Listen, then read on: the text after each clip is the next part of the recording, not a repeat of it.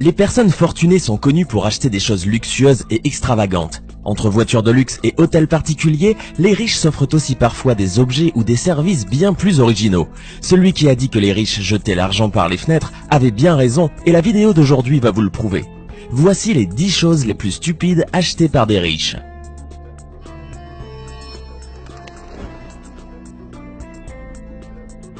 Une coupe de cheveux. Connaissez-vous le Brunei? Je parie que non. Ce minuscule État est dirigé à l'ancienne par le sultan Hassanal Bolkiah, longtemps considéré comme l'homme le plus riche du monde. Il a pris le pouvoir en 1967 et règne en monarque absolu depuis l'indépendance de Brunei du Royaume-Uni en 1984. En plus des fonctions de chef d'État et de chef du gouvernement, le sultan de Brunei cumule les statuts de Premier ministre, ministre de la Défense, ministre des Finances, recteur de l'université, chef de la police, chef suprême des forces armées et commandeur des croyants. Le tout dans une monarchie de droit divin, car en plus, le sultan est investi par Dieu et n'a de compte à rendre qu'à celui-ci. Alors quand le sultan de Brunei décide de se faire couper les cheveux, ce n'est pas n'importe où. Il a donné à un coiffeur londonien la somme de 15 000 livres sterling, l'équivalent de plus de 17 600 €, pour se faire une coupe. Le sultan avait préalablement demandé de mettre en place un endroit spécial et sécurisé pour lui couper les cheveux, afin d'être à l'abri de tout danger et infection. Et ce n'est pas la seule dépense extravagante du sultan. Ce dernier avait versé quelques années auparavant la somme de 14 millions de dollars juste pour posséder une voiture recouverte d'or et convertible qui appartenait à un Maharaja en Inde. Un nom inscrit sur une île. Sheikh Hamad bin Hamdan Al Nahyan, un des membres de la famille royale d'Abu Dhabi aux Émirats Arabes Unis, est un diplomate retraité qui figure parmi les hommes les plus riches du monde.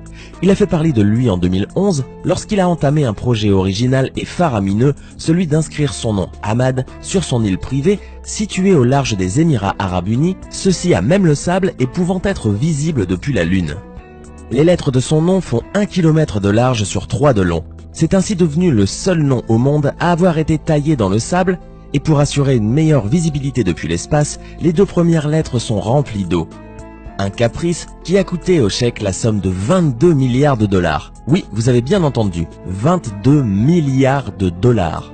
Le milliardaire âgé de 63 ans a souhaité laisser son empreinte dans l'histoire et a dépensé sans compter pour satisfaire son envie.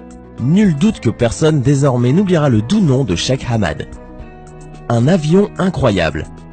Al-Walid Ben Talal, ce neveu du roi Abdallah d'Arabie Saoudite, diplômé de l'université Syracuse à New York, incarne la nouvelle classe dirigeante saoudienne, aussi à l'aise en tenue traditionnelle bédouine qu'en costume occidental.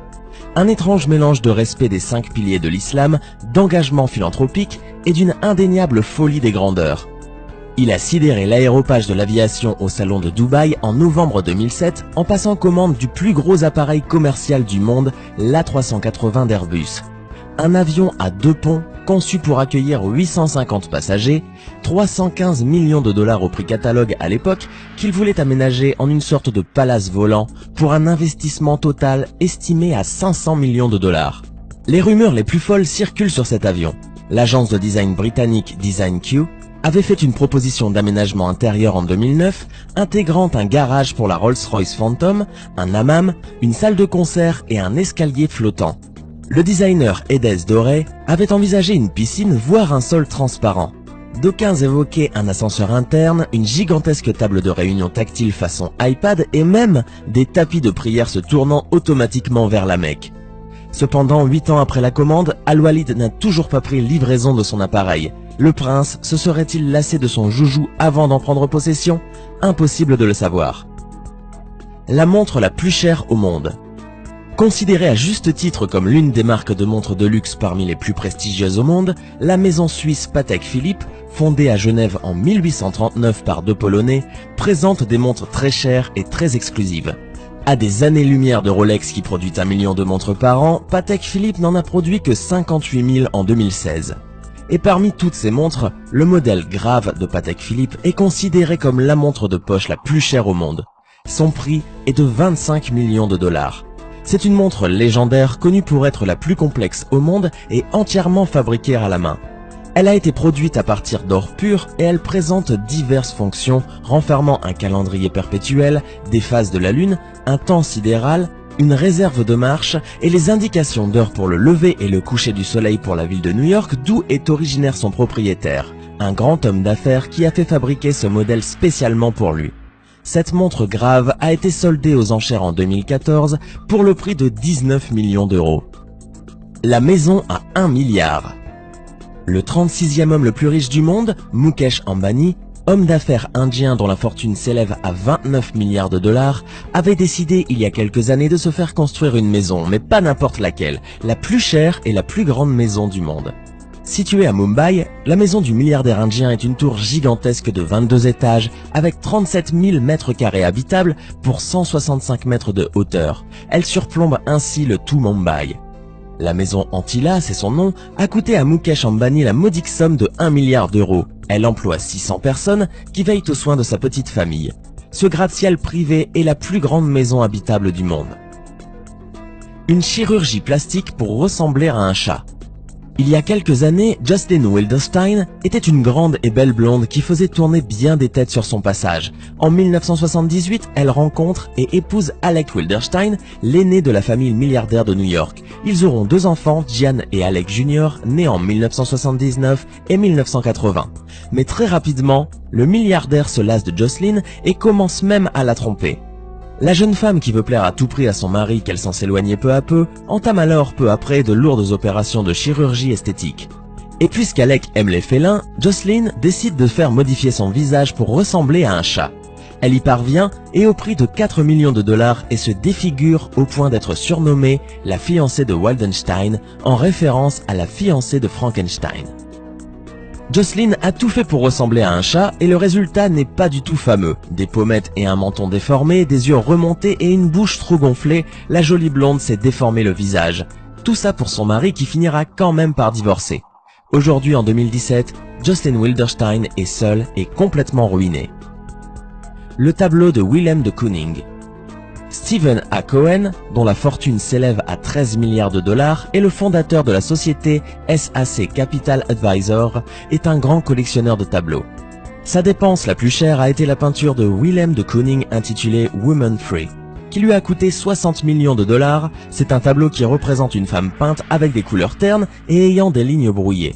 Ce tableau est en fait la 4e peinture la plus chère jamais vendue. Un yacht Eclipse. L'homme d'affaires russe Roman Abramovich, propriétaire du club de football Chelsea, possède une fortune estimée à 9 milliards de dollars. Il est connu pour être l'un des plus grands acheteurs de yachts. Emblème suprême de réussite, un yacht représente le bijou par excellence du milliardaire. Roman possède entre autres l'Eclipse, un yacht d'une longueur de 163 mètres de long qui a coûté 350 millions d'euros. Les équipements du yacht sont impressionnants. Il possède 2 héliports, 2 piscines, plusieurs jacuzzis, un mini sous-marin et pour plus de sécurité, l'Eclipse est équipé d'un système de défense antimissile. Le pont du yacht est blindé et les fenêtres sont pare-balles. Le yacht est même équipé d'un bouclier anti-paparazzi utilisant la technologie laser pour balayer les environs à la recherche du moindre capteur CCD des appareils pour empêcher la prise de photos. Un Boeing 747-400 en or. C'est encore le sultan de Brunei qui vient nous épater et nous éblouir avec ses dépenses astronomiques. C'est l'un des souverains les plus riches du monde avec une fortune de 40 milliards de dollars. Même s'il possède déjà plusieurs avions et hélicoptères, ce n'est pas suffisant pour le sultan qui a décidé de s'offrir aussi un Boeing, l'un des plus chers du monde. Il a donc acheté le Boeing 747-400 pour 100 millions de dollars, ce qui est déjà faramineux. Et il ne s'est pas arrêté là. Il a rajouté 121 millions pour le rénover en l'équipant d'un intérieur spécial en or massif avec des éléments tels que des bassins d'or solides et du cristal lalique. Le journal de Leonardo de Vinci. Peintre, inventeur, ingénieur, scientifique, humaniste, philosophe, Léonard de Vinci est pour beaucoup un esprit universel qui fascine encore 500 ans plus tard. Au passage du XVe siècle au XVIe, il illustre et parfois incarne la Renaissance avec ses avancées dans le domaine artistique, mais aussi dans les sciences et avant tout dans l'approche scientifique. Et c'est pour ça que Bill Gates, le créateur de Microsoft, l'homme le plus riche du monde, est un fan incontestable des ouvrages de De Vinci au sujet d'inventions et de découvertes scientifiques. En 1994, il a même déboursé 30,8 millions de dollars afin d'obtenir l'un des journaux de De Vinci qu'il a acheté dans une vente aux enchères. Ce qui en fait, et de très loin, le livre le plus cher du monde. Un chien. Un promoteur immobilier chinois a payé près de 2,2 millions de dollars, soit 12 millions de yuans, pour acheter un imposant mastif tibétain âgé d'1 an et pesant 90 kilos lors d'une foire canine dans la province orientale du Zhejiang. Souvent comparés à des lions en raison de leur imposante crinière au ton noir et roux, les mastifs du Tibet sont la dernière toquade des Chinois fortunés, l'animal symbole de leur statut social. Le prix de ces quadrupèdes puissants, massifs et parfois féroces s'est envolé ces dernières années, flirtant avec ou dépassant parfois le million de dollars. Ingvar Kamprad.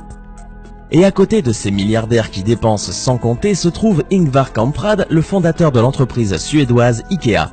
Ce milliardaire est connu pour être un grand économe à l'inverse des hommes riches cités auparavant. Ingvar mène une vie simple. Quand il voyage en avion, il réserve un siège en classe éco. Il conduit aussi une ancienne Volvo datant de 1993, rien de bien luxueux. Sa modestie le pousse à prendre ses repas dans l'un des restaurants Ikea connus pour ses prix bas. Il vit dans une villa dont les meubles ont été dénichés dans son entreprise et on raconte même qu'il prenait la salière et la poivrière des restaurants. Il conseille aussi souvent à ses employés de rester modestes et économes, leur demandant d'écrire sur les 2 faces d'une feuille avant de la jeter. Il est aussi connu pour écumer les friperies et guetter toutes les promos de supermarchés. Alors dis-nous, est-ce que toi aussi tu aimerais faire comme ces riches ou trouves-tu ce gaspillage d'argent révoltant? Donne-nous ton avis en commentaire. Si tu as apprécié cette vidéo, n'oublie pas de mettre un pouce bleu et de t'abonner à la chaîne. À très vite!